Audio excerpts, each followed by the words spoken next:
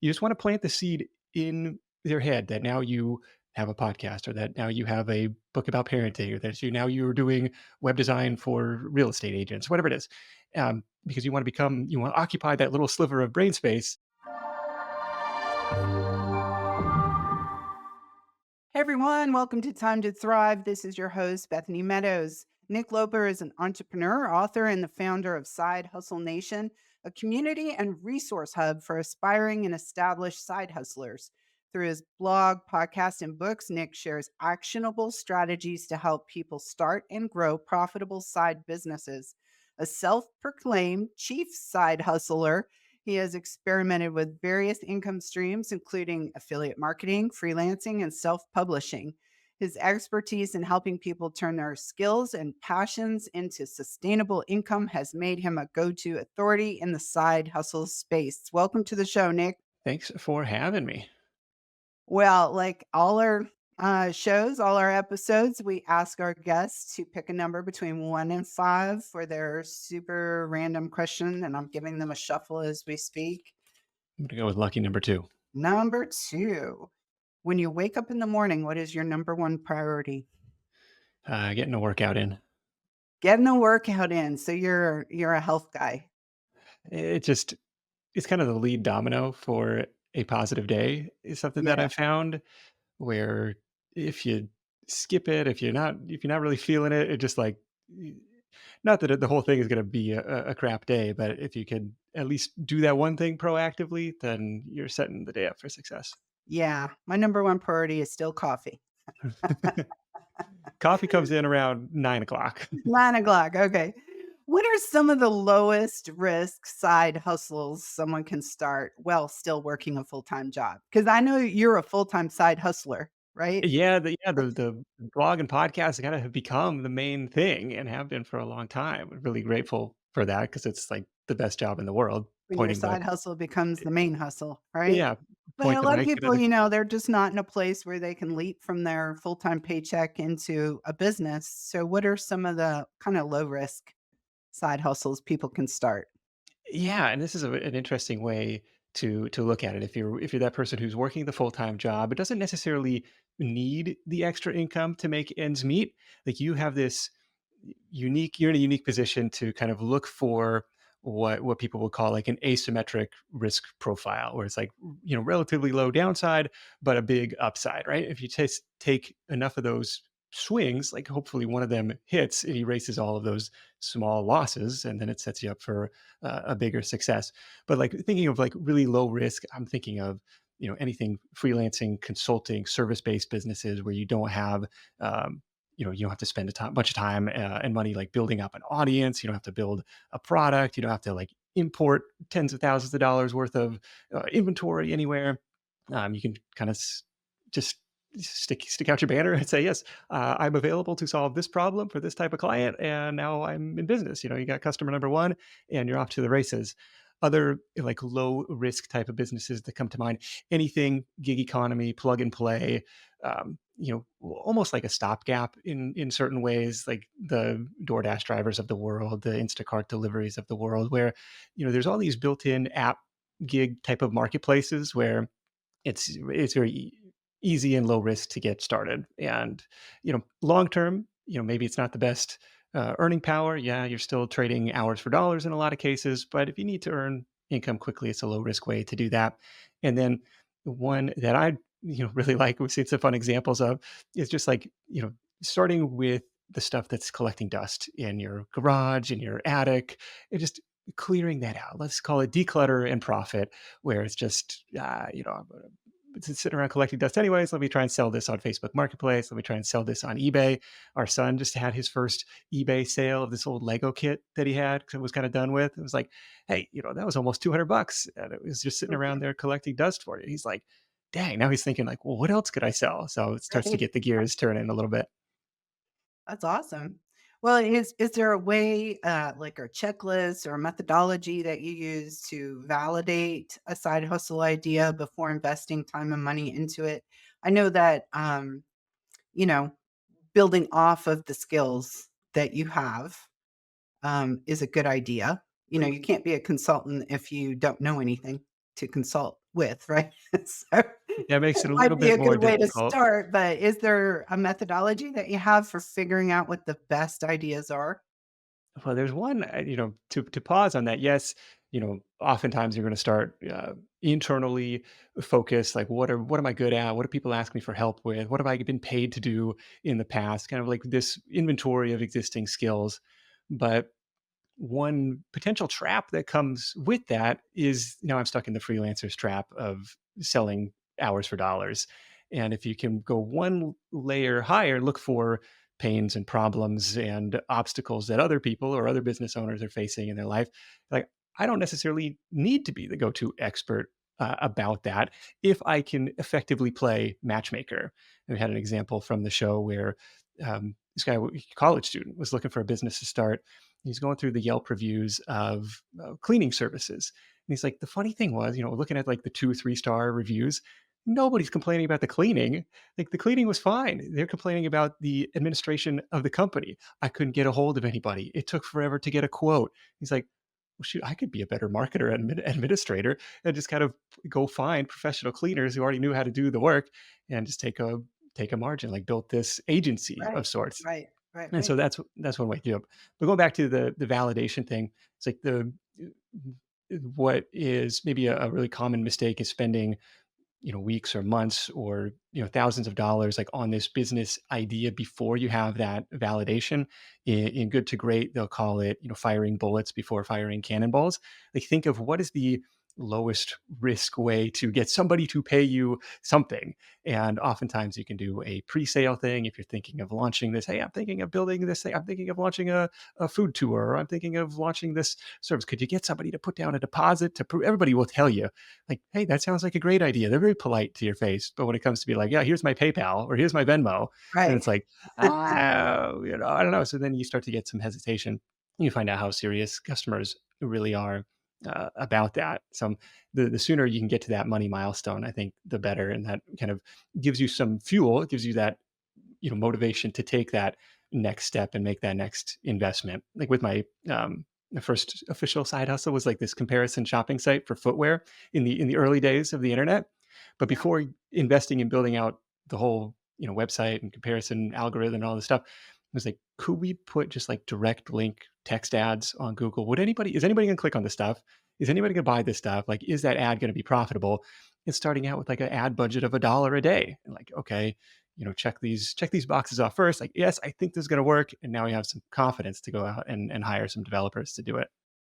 Well, I think what you're speaking to there is really the foundation of being an entrepreneur. It's all about testing, experimenting, failing quickly, and then Right, pivoting. right. I mean, that's just the entrepreneur mindset is to be able to do that. So I'm glad you touched on that because that's a really important part of being an entrepreneur, whether it's through a side hustle or a full-time gig. Another, I guess, worry or concern that people might have about having a hustle is the whole burning out thing. If they're already working a full-time job, do I really have the time Yeah. to, do all the other things, especially if you have kids and their schedules and all those good things. So, how do you balance that out, growing a business while keeping a job, managing family responsibilities, and all of that?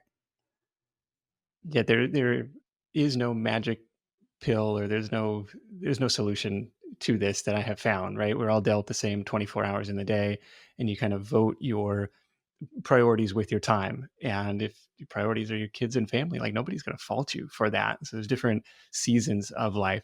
Now, what we have found is you probably have the most control over the bookends of your days, first thing in the morning, last thing before bed, because in the middle of the day, you're responding to other people's agenda, you're putting out fires, but like trying to carve out. If the ultimate goal is to be in control of your schedule 100% of the time, which I don't know if anybody ever actually gets there, but it's a spectrum, right? And you could start carving out 15 minutes here, half an hour there, and you start to make some positive progress on your goals and on your projects. And that's kind of what I found, like to build that habit is it's like and I'm still guilty of that. I still have items on my to-do list where it's like there's never going to be this uninterrupted 48-hour block of time to tackle this certain project. but it's like, how can I break it down into the smallest possible steps? How can I chip away at it half an hour at a time, 15 minutes at a time? And there's a poster out in the hallway, and it says, everything got a lot easier once he figured out there was exactly enough time for the most important things in his life. And it's just this reminder that we vote our priorities with our time. Yeah, that's a good point. I think that comes down to discipline, which is really another important mindset or characteristic of an entrepreneur is to do small things consistently over time, produce results. And Yeah. I think, yeah, I think that's what you're speaking to there is really is just do what you can, just But one piece of it at it's a hard. time. Like if it were, it's like there's no, if it were easy, everybody would be doing it, and there's no real simple solution that I can give you to be like, well, here's an extra 2 hours a day, unless you're sitting there, 2 hours a day mindlessly on social media or just watching Netflix or something. Right, Like, sure, there's an easy, and that's like the first things that people target. Like, oh, just cut that out of your life, spend it on your project, and then you're good to go. But it's like, there are days where it feels like I didn't even have a minute to breathe today between the kids, the activities, and the schedules. Like, and it's like after they go to bed, it's like finally time to like just even take stock of right. what happened. The last book that I wrote is called Right to Thrive, and it's a 30-day guide to writing a book, a Oh, nonfiction nice. book. But it's a day by day guide. And so one of the things that I recommend in there is using, because people don't have 12 hours to sit down and write a book, right? No. And typically. So what I encourage them to do is use the Pomodoro method where Right, they right. write for 25 minutes and then break for 5 and then write for 25 minutes and break for 5. And if you do that, even 2 pomodoros a day, so that's an hour of your time, Yeah. you can have a book in 30 days. Yeah, you chip And away so at it. it's yeah, it's just that and, it's just that little bit of commitment that you're making consistently over time produce a result.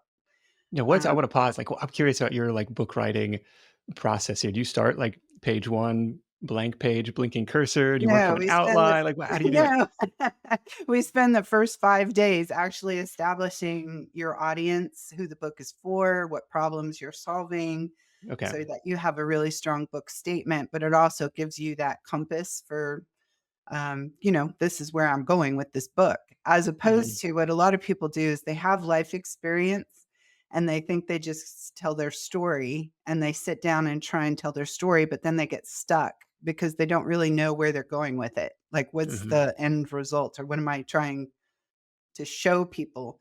And stories are an important part of books, but there's lessons that we're pulling from our stories. And so that first 5 days, we spend that time setting up that framework, that outline, our chapter titles, Yeah. um, and then we get into, like, where could I add a story and kinda so by the time you start writing on day 6, you have your map. You know where you're going, and that's what makes it possible to do it in 30 days. Yeah, Um, yeah, you have that outline. All of a sudden, now it's filling in the gaps versus yeah, it like makes starting sense. completely Yeah, from scratch. And you might yeah, find, I don't know, at least like I have like this body of content where it's like I don't have to start from I could pull in something that we've already written, and it's probably not going to be straight copy and paste, but it's like I know that's going to go there. Oh, and now all of a sudden the little word count tracker at the bottom jumped up to 7,000 words. It is like, hey, this yeah. is great. I'm making progress here. Yeah. I mean, a really strong a really decent book is about 25,000 words. Yeah. So, you can plow through words pretty quickly when you're focused and you Hmm. have a direction. So, yeah, and that's a side hustle too, right? Writing a book, and I think that's one of the things you talk about is self-publishing. So Yeah, it's been such a fun journey. I like did my first book in 2012. It was for this other side project of mine that had like a pretty crappy, looking web design where it was like, you kind of even for 2011, like it was looking pretty dated. And so I was like, well, maybe if I write a book about this, it was about virtual assistants, like working with remote staff, and maybe people will come to the site, see that this guy has written the book on the topic. He must, maybe I'll forgive the crappy design because he clearly knows what he's talking about. He wrote the book. But what was really eye opening was was the opposite happened. People found the book directly through Amazon, which opened my eyes to the power of Amazon as a search engine, as an engine of buyers. And then they came to the site. And so I was like, huh, that was the opposite of what I thought would happen. But I still remember my first like author royalty direct deposit. It was like $42 or something. But I was like, I'm a professional author. Somebody bought my thing. Like, it was really cool. Yeah. And when you do that too, you get surprised when you realize like I wrote a parenting book years ago. Because I have a story around that. I adopted and had a Yeah. big family and all that good stuff. And I wrote this parenting book and it was highest selling in Japan. Like I was Wow, you're I was a like, well, that's celebrity weird. in Japan. Like with people in Japan are buying it more than people in the US. But I Huh? mean, you just don't know you know, what the attraction's going to be for people. So again, that experimenting and stuff Yeah. comes into play. But and that another way that I use this latest book, for example, is I have a page for it on my website that directs you to Amazon to purchase it. But you can also opt in to access a page where you can download all of the worksheets for all the stuff that throughout the book. Yeah, So yeah. it gives you like a PDF that you can print off and then fill out those pages that way. Instead of, books only a certain size, it's not ideal for that kind of thing. So Yeah. that helps grow my community. So because I'm capturing names and emails from that as well. Yeah, I love So, Amazon as a lead generation platform where you think about whatever topic it is that you're talking about, trying to own that keyword and wherever people might be searching for it. If they're searching for podcasts, I hope they find the Side Hustle Show. If they're searching on Amazon, I hope they find the Side Hustle books. If they're searching on yeah, Facebook, I hope they find the Side Hustle Nation community. It's like, how do you, meet right. people where they're at? It's so true. And we could get in those whole way of, repurposing content too, but we'll try and stay on track here for if someone has 0 audience, because we were just talking about, building community and that kind of thing. So what are some of the ways that people can find those first customers? Because when you just, "Oh, I have an idea," getting from idea to that first sale, that's probably the biggest leap, right? Yeah. So, what are if you don't have an audience or if you're not an influencer, how can you find customers? Yeah, I love, I love geek out on the marketing stuff all day long. So Yeah, this is great. me too. Few ways to go about it. Lots of people will lean on friends and family initially, but the mistake that people make is kind of like this network marketing MLM kind of people immediately put their guard up, where it's like instead I don't necessarily because everybody has their own network of whatever the average is, 250 LinkedIn connections or something like people who are at least somewhat interested in you and what you're up to and the pitch or the outreach that you can do. And this was like the very early days of the Side Hustle Show where I had like 11 people on my email list, entirely friends and family, but I had like 10 years of Gmail history. It was like I just literally would type in A and see what would auto populate. Oh, Aaron, I haven't talked to Aaron in a while. Hey Aaron, what are you up to? Yeah. I just started this new podcast. What you could even do, you could even leave off the I just started this new podcast. You could just say, hey, it's been a minute. What are you up to these days? Because people will naturally respond reciprocally. They'll ask, here's what I'm doing. Life's good. What The about kids you? are doing great. What about you? Right? Oh, yeah. And then it's like an open invitation to like, here's my project. And not necessarily that you're trying to sell anything to Aaron. You just want to plant the seed in their head that now you have a podcast or that now you have a book about parenting or that you're doing web design for real estate agents, whatever it is. Because you want to occupy that little sliver of brain space to say like, if anybody in their network now has that problem, now they got somebody they can refer people to, right? So that's kind of method number one. Second method would be to tap into these pre-existing marketplaces that we talked about: Amazon, Udemy for online courses, Rover for pet sitting, like whatever you can think of. There's like a mini marketplace to do it. Etsy, for printables, spreadsheets, even lots of these different little place. I call it the buy buttons strategy, where you go, make it easy for people to click your buy button, like go out and meet people where they're at. And then the third strategy is have this strategic partnership or thinking of who your target customers are already doing business with.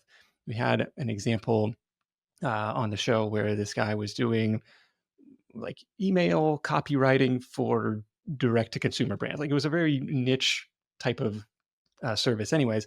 And I don't know if Shopify like publishes a database of their, best sellers. If there was, like you could do in the manual outreach for them. But what was interesting is like I want to go out and reach large segments of this audience all at once. So we try to find influencers that talked to Shopify sellers, influencers that talked to direct to consumer brands, software companies that were serving into this audience. And the ask was, I don't have anything to sell. I just want to do this hour long educational workshop on the seven deadly sins you're probably making with your email marketing or something, or it's like how to set up an abandoned cart sequence. It's something like Right, super specific that would appeal to this audience, and it's right. all educational material. There's no real pitch, but by you kind of just shortcutting himself to the top of the line. So if anybody's like, "Hey, that was great, but can you just do this for us?" Because a lot of these company owners are busy. They like, hand it off to their marketing person, or they're just like, I don't want to deal with this. Can you just do it for us? All of a sudden, he's not competing on price anymore because he's the go-to expert. He's already established this level of trust and credibility by giving value first. And it was really able to kind of shortcut the lead generation and kind of this ramp up period without bidding for projects on Upwork or Fiverr, and just kind of going straight to market that way. Yeah, I love workshops, because it establishes your thought leadership and credibility, like, as the expert on this particular topic, but you can also record them. And Yeah, so the recording can becomes a lead magnet in itself. "Hey, watch this workshop," and you yeah, never have to do anything else, but it's still continuing to work for you, attracting people who maybe didn't make the live one, but now can watch the recording. I have one that I'm doing this week on ChatGPT for small business. It's a big nice. topic right now. So it's had a big response, and, it'll be available on a recording after. So, um, I yeah. love So that, like, are a there little turn it into, like, an evergreen asset for you. Yeah, exactly, exactly. Do you have other marketing strategies once people kinda get past the initial hump of, establishing some revenue flow and that kind of thing? Maybe they have a little bit of a budget they could spend. What are some other marketing strategies you would recommend? Well, on that topic of evergreen assets, one thing that we found really effective is what we could call, like, the evergreen Q&A content strategy. It works really well specifically for YouTube, where if especially if you're piggybacking on a particular software tool, like the recent example, we had a woman who was, like an expert in HoneyBook and ClickUp. Like ClickUp is like project management software, and HoneyBook I think is like CRM for certain service providers. In any case, she like knew what she was doing. She was I can help small businesses set this up for your team. And so, her type of content would be, ClickUp versus Asana, ClickUp versus Trello, or how to set up your agency in QuickBook, like how to do such and such in this tool, right? Kind of Q&A, evergreen type of content. And, people would watch the video and similarly, like value first and like the call to action. Hey, if you want to learn how to work with our team to get this set up for you, book a call or watch the free webinar, some next level step to take for engagement there. And another guy, it was like without relying on any of that's there's going to be a certain amount of search traffic like surrounding these software tools, especially if they've raised venture capital and they're investing in user acquisition and growth and all that. So I think that's a really cool strategy. But if you don't have any of that, it was like questions that your target customer might ask. And this guy was a professional ghostwriter. And so he had questions like, how does a ghostwriter, figure out how to write in my voice? Or how much does a ghostwriter cost? Or how does a ghostwriter work? And so he'd create these videos and introduce himself. Hey, I'm Joshua. I'm a professional ghostwriter. You may have seen me in titles like this, and this. And that was a lead generation platform for him. And he probably had less than 100 subscribers to the channel. Like, he didn't need a big following. It's like, the only people who are going to watch this video are the people who are like interested in the service. Are there some, specific scalable side hustle models that you could share that don't just trade time for money? I think you've alluded to it earlier, but can we get specific, I guess, about some of those opportunities that are out there that aren't just time for money? Because people's, time is valuable. and Right. people don't always have it. Yeah, there's a whole universe built around this, quote unquote, chasing passive income, right? And it could be something like vending machines. It could be something which is, easy model to understand. Buy something for $1, sell it for two, and look, you didn't have to be there to make the sale. The machine, the robot did it for you. Like it's very Right. cool. And like, yeah, you got to go restock the thing, and you got to. There's other Collect the elements money. involved.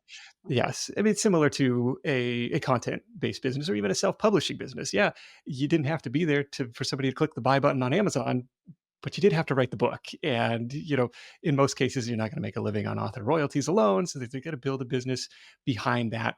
But a digital product type of business, where it's like a create something once, sell it over and over again. It could be an online course. It could be a printable product, a spreadsheet type of product, a workbook type of product. Those types of things can do really well. Obviously, people sell millions of dollars worth of like a piano course, like how to learn how to play piano. So it doesn't even have to be in a money making type of niche. But if there's something that you know about more than the average person, maybe somebody would pay to access what's already in your brain. So those are the types of models that I'm excited about.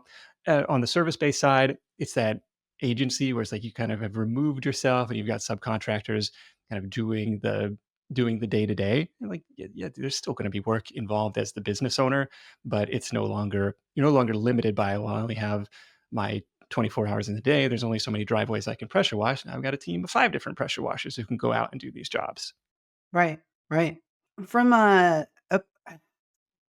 when people first start and when they become an entrepreneur, if they've not been an entrepreneur before, there's a bit of a learning curve. Figuring out one of those things is figuring out how am I going to price my product, my service, Yeah. and that's a big mistake.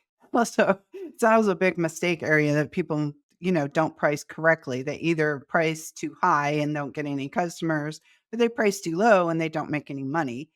Um, how can someone take an approach to that from a side hustle standpoint? Is there something that they can do as far as a methodology for that to stay competitive on their pricing and Yeah, it's funny because we've seen people on both sides of the spectrum where it's like, right. "Hey, it's a side hustle. Here's my price. Take it or leave it. I don't need this money."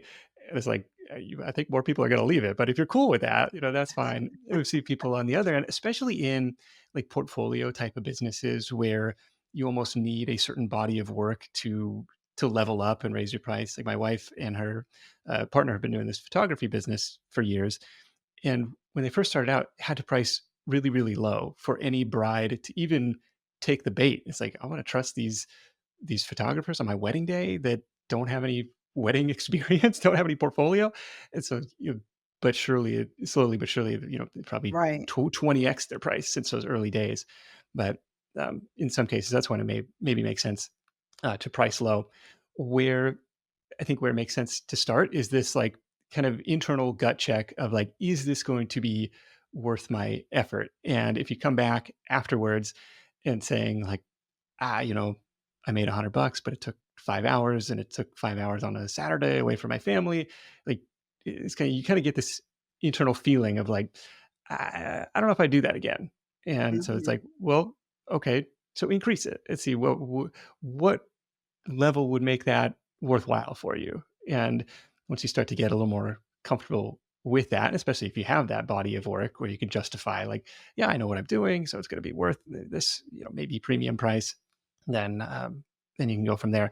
I'm always the person who like starts off pricing too low. It's like I don't know what the other people are charged. I guess you could do some competitive analysis and see what else is out there in the marketplace, but trying to make it worthwhile for yourself because the last thing you need is a second job that you come to dread doing. That's like, what am I even doing here? Yeah. And I think too, there's a danger if you price too low that you don't look credible. Like people don't want to pay for something that ends up being a terrible service or a terrible product. Um, Yeah, so that was so that's I had a guy so was there doing is like, like a psychology behind the whole pricing thing of that sweet spot. And it goes back to that testing and mhm. the most of the platforms and things that you're using nowadays for marketing or whatever do give you an option for A and B, and put it out there at two different prices and see what happens, like, do See a what little resonates. experimenting, because, like, courses are a good example, like, you could pay $9 for a course, you could get one for free, you pay $9 for it, or you could pay 99 for it. Yeah, It's or about the 999, perceived yeah. value that you believe that that course is gonna give you, right? If it's $9, you might think, "Well, that could have a lot of value in it because 'cause they're only selling it for $9, so it's not even worth my time." Yeah. Yeah, But but if you it's paid 1,000 for it, you're gonna exactly. absolutely make sure you go through that and apply it. Yes. So I I'm think there glad is you some bring that up. psychology to I it. have one other story there because we had a guy on the show who was doing college college admissions essay consulting. It was like a super niche service. Started out as like a general tutor. Like I can't compete in this market. I don't want to compete in this market. I want to be, I want to be a Right, market of one and do this, specifically focused on this admissions essay. And he started out, he's like, I've never really done this before. Like, I forget what it was, 70, $75 an hour. And the feedback that he got was exactly what you were saying. It was like, that's like suspiciously low. And right, and so, raised it to 100, to 120, to 150. I think it was like a 225 or something when we recorded. And it's like he found that to be the sweet spot, what people expect to pay to, help their kid hopefully get into these elite schools. right, That was such an interesting, no, no, no. It may actually be hindering your business to start out pricing low. right. Lowering price doesn't always just getting people to, like, a workshop like I'm doing this week. I offer it for free. It still has to be darn compelling, because Mhm.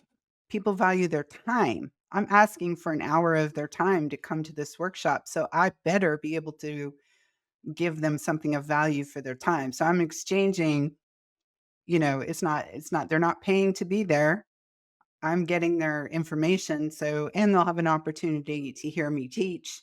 Yeah. And so maybe they wanna go on and do something else with me.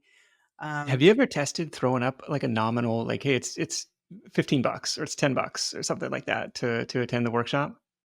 I haven't, but you know what's interesting is now on, like, I use Kajabi a lot, Yeah. um, for our sites, but I have a lot of clients on Kajabi as well, and they have the option, and I know other platforms do too, of pay what you want. Yeah. So you have to put the minimum. So, like, I have a nonprofit that I work with, so, some of their programs we put up as a pay what you want because the money's being going to a nonprofit. So, we might say it's $9, but you could pay more if you want. Okay. It's very interesting to see how the results come out with something like that, where people are like now feel some sort of, "Oh, I could do $9, but what kind of person am I? No. Why don't I It's just give them 50?" yeah, And the suggested donation, suggested minimum, sure. yeah, exactly. So I think that's interesting too I haven't done any experimenting with our products on that, but I think that's an interesting idea. Yeah, I'd be Or curious, even saying to test like, that out. I'm teaching this workshop, and it's a $20 donation to this charity that I feel very, fondly of or whatever. Uh, Yeah. Is some level of, like, a little bit of buy-in, I wonder if yeah, that a might little be. skin in the game is not a bad idea because especially when it comes to things where we have an grow accelerator program, and it's 4 weeks. It's pretty intensive, like, we've packed a bunch in there, and it's everything from setting goals all the way through optimization, Yeah. focusing on results, creating a 90-day marketing plan going forward, how to do that, how to keep rolling it forward. So it's very intensive 4 weeks. Um, it People, often will if they don't commit, if they don't have skin in the game, they'll go to the first one, maybe the second one. If I made Yeah. it free, people Yeah, wouldn't yeah. make it to the end. They have skin in the game, they've paid the money, and they're in there to learn it, and they've invested. So, I think that there's a whole lot that I think goes around pricing for sure. Yeah, Um, somebody said, when you pay attention." And I was like, "Okay, yeah, this I has like stuck with that. me." Is there a point in time where you can even as a side hustle, start outsourcing or even automating tasks? Yeah, Like, at as what point soon do you start delegating? as soon as you can, especially, well, 2 types of delegation, right? One is the, follow this recipe, follow this process that you've been doing yourself and just don't want to do anymore, or it's not the best use of your time to do anymore. Like, I think that's probably the easier type of outsourcing because you create the Loom video, the process documentation here, follow this recipe. And typically that could even be like a lower priced outsourcing. The harder type of delegation is for the stuff that you don't really know how to do yourself, how to make YouTube thumbnails or something, or code this software project or code this website. It's like Yeah. that's a little bit higher. You have to be super super detailed and a lot more back and forth on what that project entails. But really, as soon as you can, because it flips this switch from being the business owner to, or from being the business doer to being the business owner. And you're like, okay, if I'm going to be the CEO and even pre-side hustle, I try and be the CEO or CFO of my own life. Like, but I definitely have to wear that hat in the side project. Like, okay, what's my role going to be? And if there are other people who can do the fulfillment, if there's other people who can help out with the marketing, and lately, like my team is really lean and rely on a lot of like on-demand agencies, almost like a podcast editing service versus a freelance podcast editor, like a website maintenance service versus an on staff IT guy. Lots of, and there's probably lots of different examples of this where there's someone or some agency maybe started as their side hustle. It was like, built to solve this specific problem for specific businesses where you can kind of tap in to them versus, trying to hire and source somebody all on your own. Right.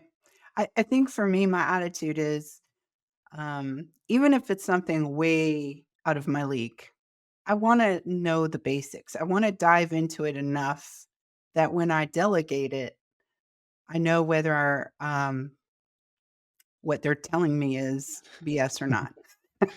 Yeah. I, I want to have enough of a grasp that goes, that doesn't sound right. And things for me, I'm a creative. We're a creative agency. Um, and so things on the tech side are the things that are harder for my brain to understand. But I've gotten to the point where, I can do code. I can do, a make.com. I've used make.com to do some automations and Oh things yeah, like yeah. that. It's super rewarding Um, when you get that stuff to work. yeah. So, I mean, I do enough to be dangerous and then I pass it off to somebody to who really knows what they're doing. But at least I have a grasp of it. So when they're talking to me, it doesn't sound like Greek. Like Hmm. when they're telling me something, I can at least understand it and we can collaborate and make, you know.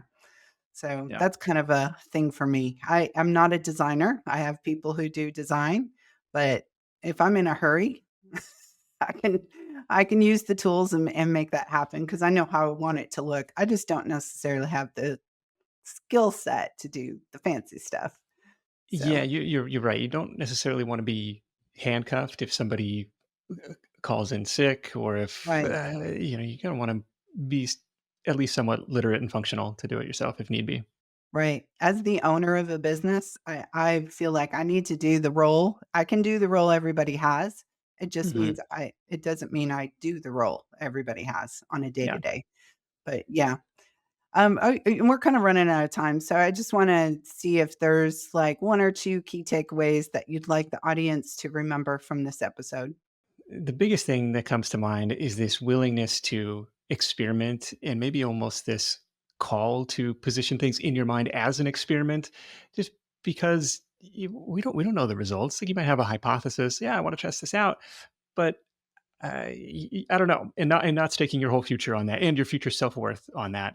Think like that scientist in the lab. Okay, maybe the test tube blows up in their face. Like, okay, hypothesis disproved, but it's not.